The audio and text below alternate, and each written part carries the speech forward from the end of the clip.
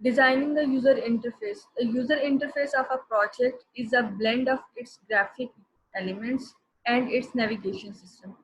अब जो इंटरफेस होता है, इंटरफेस जो है वो कहते हैं blend of its graphic elements, ठीक है। इंटरफेस के ऊपर हम लोगों ने डिफरेंट आइकन्स डाले होते हैं, डिफरेंट सिंबल्स होते हैं, डिफरेंट मेटाफोर्स होते हैं, उनसे हम लोग जो है उनको डिफरेंट प्लेसेस के ऊपर जो है वो प्लेस आउट करते हैं और उसके थ्रू हम अपना जो है इंटरफेस बना लेते हैं। जैसे हमारी विंडो का इंटरफेस है, ठीक है, डिफरेंट आइकन्स हमारे सामने बने हुए होते हैं, तो ढेर सारे एलिमेंट्स होते हैं, लेकिन ज़्यादा भी इनको रश नहीं किया जाता, थोड़ा सा जो है सिंपल सा रखा जाता है interface. The simplest solution for handling varied level of user expertise is to provide a modal interface. अब मॉडल इंटरफेस कैसा इंटरफेस है, वो कहते हैं कि अगर आप लोगों ने सिंपल सा इंटरफेस रखना है, बहुत ज़्यादा वहाँ पे रश नहीं करना, और यूज़र को हर लेवल ऑफ एक्सपर्टीज जो है वो प्रोवाइड करनी है, मतलब यूज़र की जो है फंक्शनैलिटी भी कम ना हो इंटरफेस के ऊपर, और लेकिन वो जो है इजी टू यूज और बिल्कुल सिंपल सा रहे, तो उसके लिए मॉडल इंटरफेस है। In a modal interface, the viewer can simply click a novice expert button and change the approach of the whole interface.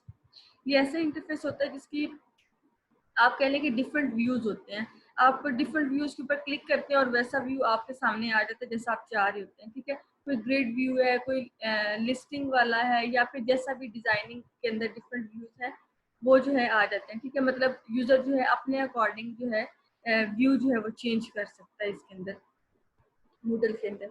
Moodle interface are not suitable for multimedia projects, लेकिन वो कहते हैं कि जो Moodle interface है उससे view तो change हो जाता है, लेकिन मल्टीमीडिया प्रोजेक्ट्स के लिए इतना अच्छा नहीं है। The solution is to build a project that can contain plenty of navigational power which provide access to content and task for the user at all level, ठीक है। बजाय इसके कि हम मॉडल इंटरफेस बनाएं, हमें ये करना चाहिए, एक तो ज़्यादा सारी नेविगेशनल पावर जो है इम्बेड कर देनी चाहिए कि यूज़र जो है फ्री है, जहाँ पे मर्जी जो है वो फ्लोटिंग करे, जहाँ पे मर्जी जो है वो डायरेक्टेड हो, लेफ्ट जाए, राइट जाए, कॉन्टेंट्स के आगे जाए, पीछे जाए, जिस मर्जी लेयर पे जाए, ठीक है। नेविगेशनल पावर जो है वो ज़्यादा दी जाए, उसके अलावा जो है ईजिली जो है वो कॉन्टेंट वगैरह को एक्सेस कर सके, ठीक है, हर एक लेवल के ऊपर। तो मॉडल इंटरफेस की जगह जो है नेविगेशनल पावर ज़्यादा है उसके अंदर इम्बेड कर दी जाए, और यूज़र जो है किसी लिहाज से भी जो है वो रिस्ट्रिक्ट ना हो। The interface should be simple and user friendly. Interface जो है ये सबसे पहली रिक्वायरमेंट ये होती है कि सिंपल और यूजर फ्रेंडली होना चाहिए। Graphical user interface. The graphical user interface of the Macintosh and Windows are successful due to their simplicity, consistency and ease of use, ठीक है। अब दो तरह के हमारे पास इंटरफेस होते हैं, एक तो कमांड लाइन इंटरफेस होता है, एक यूजर इंटरफेस होता है, ग्राफिकल यूजर इंटरफेस होता है। कमांड लाइन वाले थोड़े मुश्किल होते हैं, वहाँ पे हर एक काम के लिए कमांड को टाइप करना पड़ता है, जबकि ग्राफिकल यूजर इंटरफेस के अंदर क्या होता है कि यहाँ पे डिफरेंट आइकन्स होते हैं, सिंबल्स होते हैं, उनके थ्रू हम लोग काम करते हैं। अब विंडोज और मैकिन्टोश, विंडोज का जो है वो बहुत सक्सेसफुल ग्राफिकल यूजर इंटरफेस है जो हम लोग यूज कर रहे होते हैं। उसकी रीजन ही यही है, एक तो ये सिंपल है, ठीक है, हम लोग इरिटेट नहीं होते कि बहुत ज्यादा रश है, भरा हुआ है, कलर स्कीमिंग बड़ी अच्छी है, कंसिस्टेंसी है, हर दफा खोलते हैं तो वैसे ही नजर आ रहा होता है, चेंज नहीं हुआ होता, ठीक है, कंसिस्टेंट है और इजी टू यूज है, इस वजह से ये बड़े सक्सेसफुल है। Graphical user interface offer build in help system and provide standard pattern of activity that produce the standard expected result, ठीक है। हेल्प इन सिस्टम जो है वो ग्राफिकल यूजर इंटरफेस के अंदर ही इम्बेड होता है, ठीक है। डिफरेंट इंस्ट्रक्शनल मैनुअल दे दिए जाते हैं, या फिर उसके अलावा ऑनलाइन हेल्प के ऑप्शन होते हैं, या फिर वैसे हेल्पिंग ऑप्शन होते हैं, जिससे जो है अगर हमें कुछ समझ नहीं आ रही तो हम वहाँ से हेल्प ले लेते हैं और ऐसे एक्सपेक्टेड रिजल्ट वहाँ पे प्रोड्यूस होता है जैसा हम चाह रहे होते हैं, ठीक है। अब कौन कौन सी अप्रोचेज हैं अच्छी वाली, मीन्स के इनको अगर हम इनको अप्लाई करते हैं तो हमारा एक अच्छा इंटरफेस बन जाता है। Plenty of non information area और वाइट स्पेसेस इन स्क्रीन, ठीक है। मीन्स के नॉन इंफॉर्मेशन एरिया, ऐसा एरिया ज़्यादा से ज़्यादा रखना है जहाँ पे इंफॉर्मेशन नहीं है, एम्प्टी एरिया जो है ज़्यादा रखना है, वाइट स्पेसेस वाला एरिया जो है स्क्रीन पे ज़्यादा रखना है, ठीक है। अगर ज़्यादा इंफॉर्मेशन डाल देंगे तो सारी रश कर जाएगी, हमें वो अच्छे ही नहीं लगेगा, इतना रश वाला समझ ही नहीं आ रही होगी, हम उसको छोड़ देंगे। तो नॉन इन्फॉर्मेशन एरिया जो है वो ज़्यादा रखना है, ठीक है, एम्प्टी ज़रा सिंपल सा। नीटली एग्जीक्यूटेड कंट्रास्ट, ठीक है। उसके अलावा जो कलर स्कीमिंग कंट्रास्ट है उनका बहुत ख्याल रखना है। आप देखेंगे हमारी ये जो विंडोज है इनके मोस्टली कलर जो है वो लाइट ब्लू, डार्क ब्लू और ऐसे कलर में जा रहे होते हैं जो हमारी आईज को फ्रेश रखते हैं, हमारी आईज को जो है वो टायर्ड नहीं होने देते। जब अगर यहाँ पे डार्क रेड कलर और डार्क ग्रीन कलर डाल दिए जाए तो हम एक दफ़ा इंटरफेस यूज करेंगे, दूसरी दफ़ा हमारी आईज के अंदर इरिटेशन स्टार्ट हो जाएगी, तो वो हमें इतना अच्छा नहीं लगेगा। तो कलर स्कीमिंग बड़ी मैटर करती है। Gradient, shadow, shadows and I grabber. Gradients भी होता है कि आप इंटरफेस डिजाइनिंग के अंदर जो उसकी स्लोपिंग दे रहे हैं या फिर उसका डिजाइन जो है किस तरह से बना रहे हैं, ठीक है। ग्रेडियंट असल में होता है स्लोप टाइप। जैसे आप देखें विंडोज भी है, विंडोज के आप देखें कि एक स्लोप सी आपको शो हो रही होती है, ठीक है। एक साइड से वो थोड़ी सी ऐसे लग रहा होता है थोड़ा ऊंचा है, फिर थोड़ा सा नीचे जा रहा होता है, स्लोप टाइप का। तो वो जो डिजाइनिंग आपने देनी है वो ग्रेडियंट उसकी शेडोज जो है से हैं वो जो है देख के देनी है। आई ग्रैबर जो आपकी आई को अट्रैक्ट कर रही हो, ठीक है। और अब ये कौन सी अप्रोचेज है जिनसे हमने अवॉइड करना है। Clashes of colour, busy screen, requiring more than 2 button click to quit, ठीक है। हमें क्विट करना है तो हमें ये ना हो कि 2 बटन 3 बटन प्रेस करने पड़े, एक जगह से क्विट करके फिर दूसरी जगह तीसरी जगह, मतलब क्विट करने के लिए एक दफ़ा क्विट करे फिर कुछ यस और नो फिर कोई कंफर्मेशन करे, तो इससे भी हम लोग इरिटेट का हो जाते हैं। हम कहते हैं कि एक ही बटन हो, इसको प्रेस करें और यहाँ से क्विट कर जाए, ठीक है। Too many numbers and word, बहुत ज़्यादा स्क्रीन रश वाली नहीं होनी चाहिए। Too many substantive elements presented too quickly, ठीक है।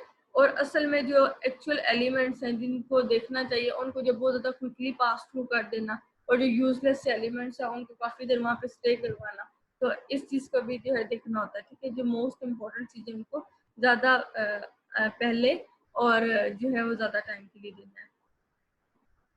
Audio interface, A multimedia user interface can include sound element. अब मल्टीमीडिया इंटरफेस हम बना रहे हैं तो इसके अंदर ये नहीं सिर्फ टेक्स्ट हम लोग दे सकते हैं, ये इमेजेस ग्राफिक दे सकते हैं, ऑडियोज भी डाल सकते हैं, वीडियोज भी डाल सकते हैं। साउंड कैन बी, अब ऑडियो की बात हो रही है तो साउंड वो कहते हैं बैकग्राउंड साउंड हो सकता है, कुछ स्पेशल इफेक्ट्स अंदर डाल सकते हैं, बटन क्लिक हुआ, कोई ना कोई वो बीप हो गई या फिर कुछ स्पेशल इफेक्ट्स जो है वो हुआ। वॉइस ओवर, वॉइस ओवर क्या होता है, सुना है कभी इस टर्म को?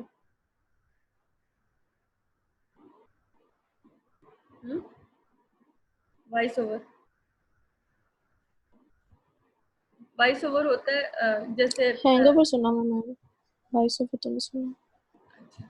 नहीं, वॉइस ओवर होता है कि जैसे हम लोग देखते हैं अक्सर अक्सर ये सॉन्ग्स वगैरह चल रहे होते हैं, एक तो सिंगर होता है, ठीक है, जो हो रहा है, लेकिन पीछे जो 3-4 लोग होते हैं जो आहिस्ता आहिस्ता पीछे कुछ वॉइस जो जनरेट कर रहे होते हैं, तो वो वॉइस ओवर होता है, ठीक है। मतलब ये डिफरेंट किस्म के इफेक्ट्स को प्रोड्यूस कर होता है, ऑडियो इफेक्ट्स को, इफेक्ट सिंक्स टू एनिमेशन, ठीक है। और फिर जो है एनिमेशंस वगैरह के जो इफेक्ट्स के वॉइसेस होती हैं उनके लिए ये सारे साउंड्स जो हैं वो भी हम लोग इसके अंदर इम्पेक्ट कर सकते हैं। Always provided toggle switch to disable sound, ठीक है। अब टॉगल बटन्स कौन से होते हैं, जैसे हमारे मोबाइल के अंदर बटन होता है, उसको जो है राइट साइड पे करें तो वो यस हो जाता है और लेफ्ट साइड पे करें तो वो नो हो जाता है, ठीक है। तो जिसको ड्रैग करके हम लोग करते हैं, गोल सा बटन होता है वो टॉगल बटन होता है, तो उसको करते हैं तो वो एक आवाज सी आती है, लाइट सी, ठीक है, बीप सी आती है, तो वो उसके लिए भी आपने रखना है कि ऑडियो को आपने इनेबल करना है या डिसेबल करना है, तो वो टॉगल की जो वॉइस है उसको भी देख के साथ में यहाँ पे इम्पैक्ट करना है।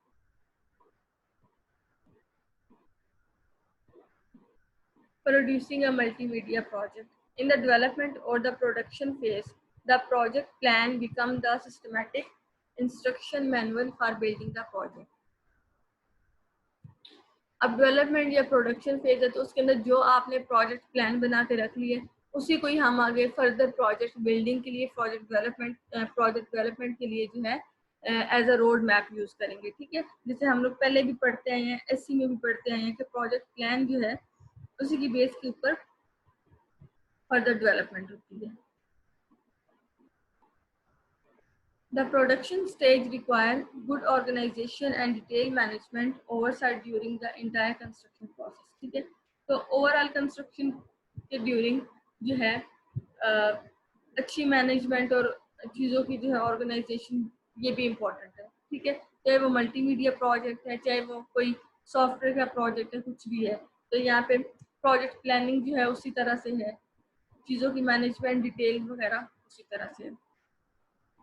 A good time accounting system for everyone working on a project is required to keep track of time spent on the individual task, ठीक है। साथ में इस चीज़ को भी मैनेज रखना है, इस चीज़ की भी ट्रैकिंग करते रहना है कि एक इंडिविजुअल टास्क के ऊपर कितना आपका टाइम स्पेंड हो रहा है, ठीक है।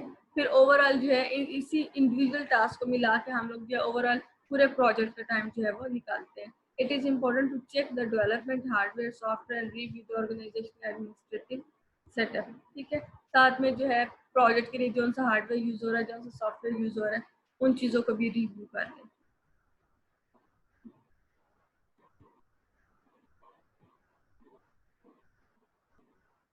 Potential problems can be avoided by answering these questions. अब ये कुछ क्वेश्चन हैं, इनके आंसर जो है वो देने होते हैं, मीन्स इन चीज़ों को कंसीडर करना होता है।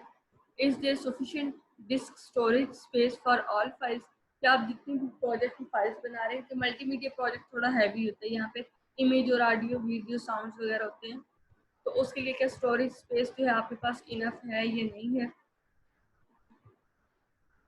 Is the expertise available for all stages of the project, ठीक है। प्रोजेक्ट के हर एक फेज के लिए जो है एक्सपर्ट आपके पास अवेलेबल है या नहीं है। Is there a system for backing up critical files, ठीक है। तो अगर कुछ आपकी क्रिटिकल फाइल्स हैं जिनको कंटेन करना लाजमी है, तो उनके लिए बैकअप उनका रख लिया जाता है, तो बैकअप के लिए भी जो है वो देख रहे कोई स्टोरेज स्पेस आपके पास है या नहीं है। Are there financial arrangement secure, ठीक है, फाइनेंशियल साइड से आप सिक्योर हैं या नहीं है। Are the communication pathway open with clients, और फिर जो कम्युनिकेशन आपका चैनल जो है क्लाइंट के साथ उसको देख लिया जाता है, आपका सही तरह से कम्युनिकेट हो रहा है या नहीं हो रहा, उनसे फीडबैक लिया जा रहा है नहीं लिया जा रहा। Working with client, have a system in place for good communication between the client and the people actually building the project, ठीक है। प्रोजेक्ट के जो डेवलपमेंट के लोग हैं, प्रैक्टिशनर जो हैं, उनके साथ और आपके जो है वो क्लाइंट के साथ, एंड यूजर के साथ कम्युनिकेशन चैनल जो है बहुत बेटर होना चाहिए, ठीक है। क्योंकि क्लाइंट को साथ साथ ही करते रहेंगे तो सेटिस्फेक्शन हो जाती है, फीडबैक मिलता रहता है साथ साथ। Control the client review process to avoid endless feedback loop. Control the client review process to avoid endless feedback loop. अब ये कह रहे हैं कि यूजर से फीडबैक तो लेना है, लेकिन वो फीडबैक एंडलेस फीडबैक लूप ना बन जाए। यही ना हो कि यूजर जो है वो अपनी जो है वो रिव्यू की या फीडबैक की लूप को एंड ही ना हो, ठीक है। तो जो है ये फिक्स कर देना चाहिए, ये ना यूजर जो है एक दिन और चीज डिमांड कर रहा है, अगले दिन और चीज डिमांड कर रहा है, ये भी नहीं चाहिए, अगले दिन फिर चेंज कर रहा है, तो इस तरह से भी नहीं है, ठीक है।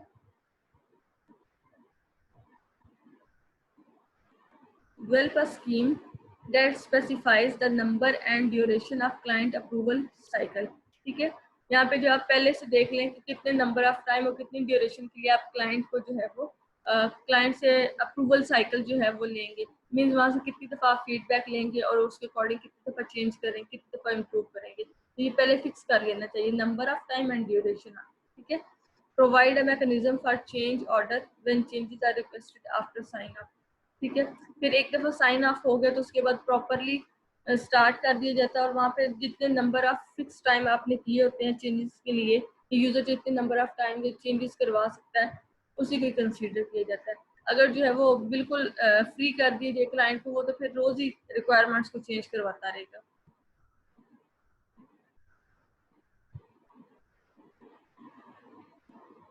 Data storage, media and transportation, अब ये है कि मल्टीमीडिया प्रोजेक्ट बन गया, उसके लिए स्टोरेज स्पेस देख रहे हैं, या फिर उसको किस तरह किस मीडियम के थ्रू ट्रांसफर करना है। This is necessary so that a client is easily able to review the work. ठीक है, अब जो है प्रोजेक्ट जब आपने बना दिया है तो इजिली रिव्यू हम लोग कर सकें। ठीक है, ये ना हो कि इतना रिस्ट्रिक्टेड फॉर्म के अंदर है कि उसको पहले देखते ही सोचना पड़े कि इसको ओपन भी किया जाए या नहीं। ठीक है, तो इजिली एक्सेसिबल हो, इजिली जो है वो अवेलेबल हो। There needs to be matching data transfer system and media. ठीक है, अब बना लिया है तो उसको जो ट्रांसफर कर रहे हैं वो ट्रांसफर करने के लिए जो भी आपने मीडिया सिलेक्शन की है वो कंपेटेबल हो आपके प्रोजेक्ट के साथ। ठीक है, ये ना हो कि प्रोजेक्ट किसी और टाइप का है, जो कैरियर आप लोग यूज कर रहे हैं मीडियम ट्रांसफर करने के लिए, सीडी है, फ्लैश में दे रहे हैं, जो भी मीडियम यूज कर रहे हैं वो जो है मैचिंग होना चाहिए। Access to the internet at a high bandwidth is preferred. ठीक है, ओवर द इंटरनेट आप लोग इसको कर रहे हैं तो उसके लिए हाई बैंडविड्थ रिक्वायर्ड होगी। The most cost effective and time saving method of transportation are the CD-R, ठीक है, और DVD रोम। तो मोस्टली जो आप देखते हैं प्रोजेक्ट छोटे मोटे से होते हैं उनको सीडीज और डीवीडीज के अंदर जो है ट्रांसफर किया जाता है। ठीक है, हमें भी जो चाहिए होती है हम लोग जाके सीडीज ले लेते हैं या डीवीडीज ले लेते हैं, तो उसके अंदर वो छोटे छोटे प्रोजेक्ट्स जो है वो हमारे होते हैं। Tracking, organize a method for tracking the receipt of material to be incorporated in a project. Develop a file naming convention specific to your project. अब ट्रैकिंग के अंदर क्या है, आपने पूरा ओवरऑल प्रोजेक्ट को ये ट्रैकिंग साथ साथ रखनी है। मीन्स के ड्यूरिंग प्रोजेक्ट कौन कौन सी मटेरियल आपने रिसीव किए हैं, कौन कौन से जो है गए हैं, कौन कौन से यूज हुए हैं, उनकी रिसिप्ट, उनकी ओवरऑल जो बजटिंग है उसको साथ साथ में आपने मेंटेन रखना है। फिर जब उनको बना लिया है या बना रहे हैं तो फाइल नेमिंग कन्वेंशन जरूरी है। मीन्स कि आपको जो आपके प्रोजेक्ट का स्ट्रक्चर है उसके अकॉर्डिंग आप लोग जो है फाइल्स की नेमिंग देते हैं, ये चीज़ों की नेमिंग देते हैं, ताकि जब आप उसको ट्रैक करें तो इजीली आपको एक्सेसिबल हो, आपको पता हो अच्छा ये वाली फाइल है, ये इस चीज से रिलेटेड है, ये वाला अगर डाटा तो इस चीज से रिलेटेड है। ठीक है, मीन्स के उससे मैचिंग जो है वो नेम रख देते हैं। ये ना अपनी मर्जी से कोई ABC रख दिया, XYZ रख दिया और वो समझ ही नहीं आ रही कि ये कहाँ पे जाना, वो पूरे प्रोजेक्ट को शुरू से ट्रैक करना पड़ती है और फिर उसके अकॉर्डिंग लिखना पड़े। ठीक है, तो फाइल नेमिंग कन्वेंशन जो है ये बड़ी इंपॉर्टेंट और यूजफुल होती है।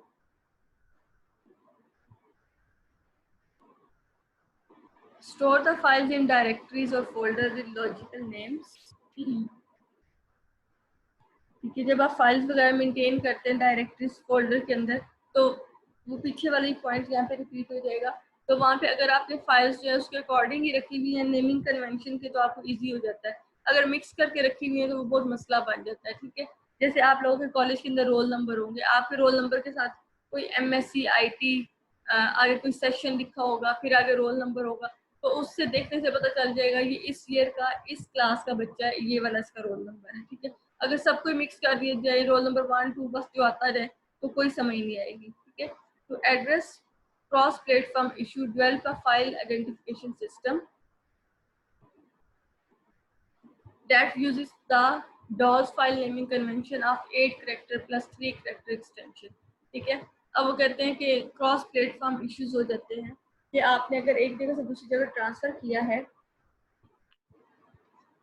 किसी फाइल को, किसी डाटा को, और जो है यहाँ पे भी वही नेमिंग है, वहाँ पे भी वही नेमिंग कन्वेंशन यूज हो रही है, तो वो इश्यूज कुछ आ जाते हैं। इनको रिजॉल्व करने के लिए डॉस फाइल नेमिंग कन्वेंशन है। ठीक है, डेस्कटॉप ऑपरेटिंग सिस्टम की, जिसके अंदर 8 कैरेक्टर जो है वो फाइल नेम के होते हैं प्लस 3 कैरेक्टर आगे उसकी एक्सटेंशन होती है। एक्सटेंशन से भी कुछ हम लोग जो है डिस्टिंग्विश कर सकते हैं। Tracking and copywriting, version control of your file is very important, especially in a large projects.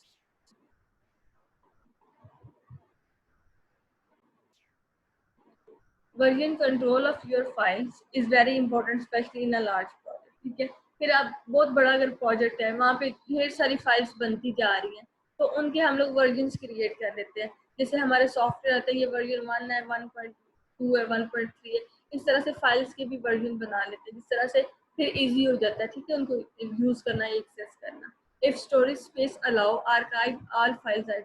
ठीक है, अगर आपके पास इनफ स्टोरेज स्पेस है तो आप सारी फाइल्स को आर्काइव कर लें। आर्काइव करके हम क्या है उनको कंप्रेस करके रख लेते हैं, ठीक है, ताकि वो एक बैकएंड के तौर पे भी हमारे पास पड़ी रहती है बैकएंड के तौर पे. Insert a copyright statement in the project that legally designate the code as the creator intellectual property.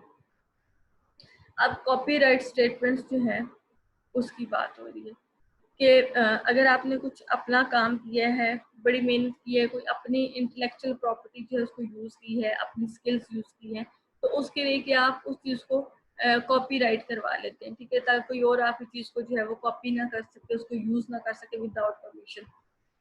तो अगर कुछ ऐसा है, कॉपी राइटिंग वगैरह करवाई हुई है, तो उस स्टेटमेंट को भी अंदर इंसर्ट किया जाता है, जिससे पता चल रहा होता है कि ये इस पर्सन की जो है वो इंटेलेक्चुअल प्रॉपर्टी है, इसको हम लोग ऐसे यूज नहीं कर सकते. Copyright and ownership statements are embedded in meta tags at the top of the HTML page. ठीक है, फिर इसको एम्बेड करने के लिए अगर आप HTML लैंग्वेज यूज कर रहे हैं तो उसके लिए मेटा का टैग यूज होता है, उसके अंदर आप जो है कॉपीराइटिंग स्टेटमेंट्स वगैरह ऐड कर सकते हैं. आप लोगों ने HTML पढ़ी हुई है पहले? मैं बस थोड़ी डेटाबेस वीक है, उस पर काम करना. लेकिन डेटाबेसिस तो एज अ बैकएंड